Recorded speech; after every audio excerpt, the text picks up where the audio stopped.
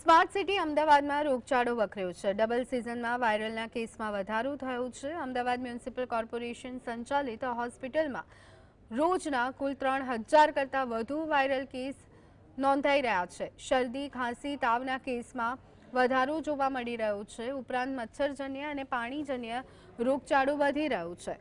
ચાલુ માસમાં 20 દિવસમાં મેલેરિયાના 121, ડેન્ગ્યુના 296, ઝાડા ઉલટીના 186 કેસ નોંધાયા। 276 લોકો કમળાથી પીડાઈ રહ્યા છે। ટાઇફોઇડના 259, કોલેરાના 3 કેસ વટવા, દાણી લીમડા અને મણિનગરમાં કોલેરાનો 1 કેસ નોંધાયો છે। માસ દરમિયાન સાદા મલેરિયાના 104 કેસીસ, ડેન્ગ્યુના 296 કેસીસ અને ઝેરી મલેરિયાના 17 કેસીસ રિપોર્ટ થયેલા છે।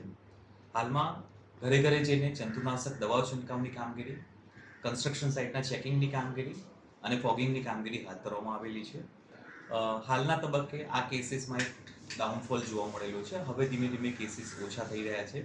વોટરબોર્ન ડિસીઝ બાબતે ઝાડા ઉલટીના ચાલુ માસ દરમિયાન 186 કેસીસ, જોન્ડિસના 276 કેસીસ, ટાઇફોઇડના 259 કેસીસ અને કોલેરાના 3 કેસીસ રિપોર્ટ થયા છે।